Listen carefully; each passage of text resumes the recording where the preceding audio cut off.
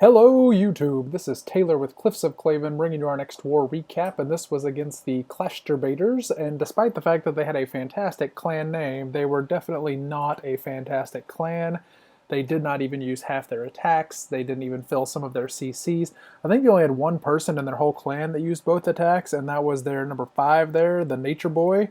So I assume there's nobody left in their clan because their description says attack in wars or get kicked, and as you can see they had some people that did not attack at all, and a couple that only attacked one time.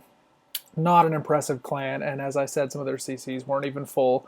On our side, we got the Town Hall 11s 2-starred, and we 3-starred everything else on their side, and I really hate to say this because he's just going to be insufferable after he watches this video, but the MVP has got to be Harem, who is one of our Town Hall 10s, who got 2 stars on both of their Town Hall 11s. And when you get a Town Hall 10 that gets 2 stars on the Town Hall 11s, that is huge. They were both very similar attacks, so we're just going to look at one of them, his attack on number 1. And both of these bases had something in common, which was a very exposed eagle art. And so he's going to come in with a queen walk. Really, on both attacks, he comes in with a queen walk to get that eagle artillery taken care of. And once that's down, he's going to send in the mass valks. So he's going to let the minions sort of make a little bit of a funnel there. The problem with this eagle placement is that not only is it exposed, but the point defense are not close enough together for more than one to hit the queen at a time when she comes in. So it's really just begging to be queen walked. So here come the wall breakers. She's going to take out the archer tower, the barracks, and the gold storage, and then she's going to double back and go inside the walls and take out the eagle artillery. So we'll fast forward a little bit there, just because the queen walk does take a little bit of time. There she goes back to the elixir collector. She's going to step up and get the barracks, and then she's going to be on the eagle artillery. Doesn't even have to use a rage to get that eagle artillery taken care of because there's only 1 point defense on her at a time. So I guess this guy just like really wanted to be queen walked. All right, we'll slow it down there. He does eventually pop the rage on the queen once the 2 expos and the 2 cannons get on her, but she's going to be fine with that rage, getting the healers caught up with her health. And then here come the golems and the wizards, and really this is a max defense base. Every defense in this base is maxed out, but once you get the eagle artillery down, it is at least manageable. So jump spell right there to let the valks in. Going to go ahead and rage them up. No free spell, just burns right through it. There goes the town hall, and in just a second he's going to have the 50%, but he is not done yet. He's got another jump spell on the backside of that base, and the valks are going to take that jump spell and get him a few more percentage points. He's actually going to get up over 60% in this attack. Very impressive for a Town Hall 10 to come up and take care of it, and did the exact same thing on their number 2 and also got above a 60%. So way to go, Harem. Definitely the MVP of this war, and allowed what I'm going to show you next, which were the 3 stars on the Town Hall 10s. And whenever you get the 11s taken care of with a 10, that allows your 11s to come down and just mercilessly beat the bottoms of their Town Hall 10s. And sorry, I apologize for the language. This is an adult podcast, but mercilessly pound the buttocks of number 3 and number 4. So let's take a look at number 3. This is a new clan member, Dr. Love, and he is going in with mass bowlers. Really pretty standard attack. He is going to send in a golem and his heroes right up the middle to sort of clear out some trash, and then he's going to send in the bowlers and 6 heroes. Or not 6 heroes, 6 healers. 6 heroes would be totally overpowered. I don't recommend Supercell do that. So here come his heroes, and he's just going to bring in the bowlers on the side, and the majority of the bowlers are going to go straight up the middle. He does have a few that stray on him just a little bit, but the majority right up the middle. You can see his Barbarian King right there doing some tanking for them, along with that golem taking out the enemy Barbarian King. His king actually goes down fairly quickly, because he's right up at the front taking the brunt of all those defenses, but he does his job, which is to tank a little bit for the bowlers. You see giant bombs going off right there, but the healers are on the bowlers. Really nice freeze. Gets the Inferno and a Tesla and the Clan Castle. His poison that he's about to drop is a little bit less nice, kind of misses the balloon that he was hoping to get in. The balloon just moves right out of it, but the queen is eventually going to get around to take out some of those Clan Castle troops. And you can see that most of the bowlers have stayed kind of in the center. He pops the Warden's ability with all those point defense on them. Really needed because the healers got off onto the queen over there. And that balloon right there is doing quite a bit of work, but it's doing work against the golem. So that worked out really well, though the balloon did not land on his bowlers. Now over here, the golem and the bowler are eventually going to get taken down. Not exactly a huge fighting force over there. but he's got enough bowlers over here on the other side that with the healers on him and the queen backing him up, they can just kind of work through the rest of this base. I don't know what the Grand Warden is doing right there, shooting at these this Dark Elixir pump here. I don't know why he was over there doing that instead of targeting what the rest of the troops were targeting, but whatever. The bowlers take down those drills, and then here comes the clan castle.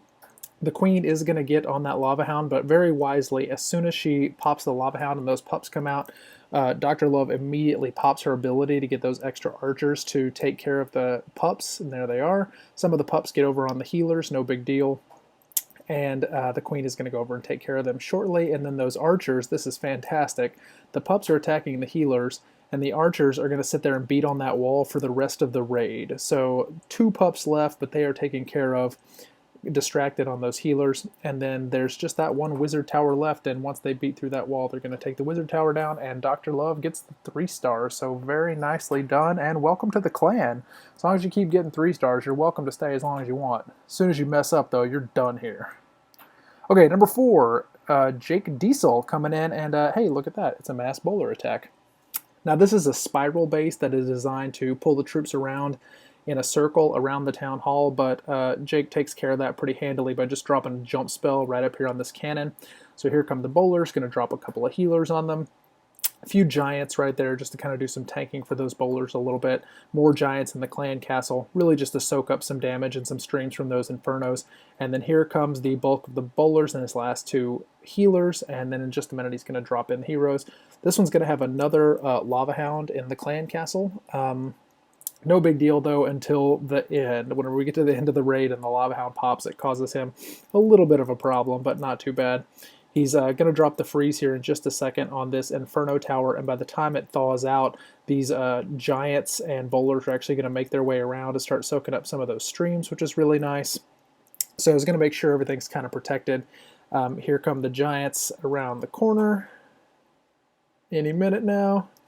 And the bowlers are going to have enough firepower to take out that Inferno Tower. And then once the Inferno Tower is done, this is basically a Town Hall 9 defense base. The guy built Infernos, in my opinion, built them way too early. You can see he's got level 9 walls and Town Hall 9 defenses, and he just dropped those Infernos in a hurry. So drop the Infernos a little too quick, in my opinion. And what that does is it causes your base to have a really high war weight, which means you end up being matched up against bases that you do not have the offensive power to take down. I know it's hard. It's exciting to build those Infernos, but you got to resist until your offense is a little higher. This guy's offense may have been good. I don't know. I don't think he actually attacked. You can see that the Lava Hound has popped, and those pups are on the bowlers, and the pups are going to take out almost all of the bowlers. There's just 2 bowlers left, and they're almost dead, but there are no more defenses left in this base, so the bowlers are going to be okay for cleanup. He's got plenty of troops left. He's got a couple of healers left. Giants, those genius giants down there beating on the wall. There's an opening right there, and Jake Diesel comes out with the 3-star against number 4. Well done, Jake. All right, let's jump down a couple spots and take a look at somebody we've been seeing a lot from lately, and that is Corey, though. She is really mastering these massive valk attacks, and she's going to come in up on the side. She makes a gigantic funnel. She's got 12 wizards, making a huge funnel for these wizards, which is good because she's got a little bit of a wall breaker fail right there. The wizard tower zaps her wall breakers. No big deal, though. Level 7 walls, and if you make the funnel wide enough, the valks are just going to beat through the wall, which is what she's going to do. She has brought 4 heal spells, and I want you to pay attention whenever these valks get into what comes out of the clan castle. Absolutely nothing. No troops in the clan castle. That is just embarrassing. I mean, this clan did not even try really from the beginning of the war, and this is not the only one that was not full either. Doesn't matter though. Still got pretty upgraded defenses. She's still got to be careful with those heals and make sure the valks survive all through the raid. So despite the fact there's no clan castle, still you can't just spam your troops down and pray, even though that is the Clavens' preferred attack method, is to spam troops and pray. The Golem and the King down here are doing some nice tanking for the Queen, taking care of some of these buildings down here, while the Valks are sort of running around up around the top. So it works out really well for her. She gets a really nice split with the heroes going one direction with the Golem and the Valks up at the top. Still has a heal spell left. She's going to save it and drop it on this last corner here where those defenses are. But the Valks are just peeling through these walls like they aren't even there. Look at that awesome giant bomb placement. Oh my god, these bases are so good. Solid double bomb, and there's actually another one here between these barracks. So just I don't even know what to tell you. This clan was just terrible. No disrespect to this clan. You guys are actually the worst. I mean, no disrespect. You are terrible and should be ashamed of yourselves. No disrespect. So there go the Valks taking out the last couple of defenses. The Queen is shooting over the wall to take care of the mortar, and then the last building left is the elixir storage. So well done to Corey, though, picking up the 3-star on that base. Nicely done. All right, we're going to take a look at one more. Now, Chief, our Town Hall 8, had a couple of 3-stars. He 3-starred number 9 using Valks, but I imagine you guys are probably sick of Valks at this point. It seems to be the majority of our replays are Valks. So I want to show you a Dragon Raid, and he's doing a Zap Quake with dragons against this Town Hall 8 here. And he's really, really good at dragons. He doesn't use them a lot, only whenever the base really calls for it. But what I want you to pay attention to in this raid are the hogs that are in his clan castle. He's going to drop them over here on the side to take care of this air defense. And I just want you to pay attention to how much value he gets for his hogs. So there comes the dragon out of the clan castle. Yeah, they filled the clan castle on their Town Hall 8, but they didn't fill them on their Town Hall 9s. Actually, one of their Town Hall 11s, I think, did not have a full clan castle either.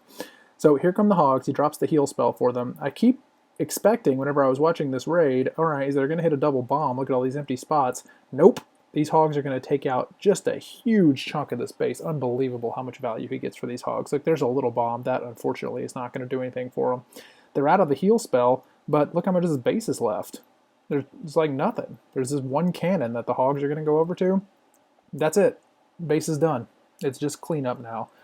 So, oh look, there's a giant bomb. That barbarian hit the giant bomb. Poor guy. You died valiantly, barbarian. You died valiantly. Look how many dragons he has left. Let's pause right here. He's got 1, 2, 3, 4, 5, 6, 7, maybe 8. I can't tell how many dragons are right here. 7, maybe 8 dragons. Plus he's got 4 hogs from a CC. Plus his barbarian king. Just absolutely destroyed this base. It wasn't even close. So congratulations, Chief, on the 6-star war and the overkill on that Town Hall 8 right there.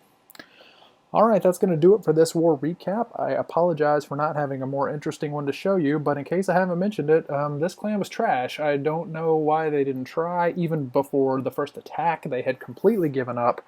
So I don't really know what to tell you. We at Clavens will absolutely take this. We like easy wars. It's a good chance for us to get all the bases cleaned up and then practice on some of our new attacks that we want to try out. So no complaints here. We like nice and easy wars, but it would have been interesting if it was a little bit more competitive. So good job to all of the Clavens, and I will see you in the next war recap with more accidental 3-stars.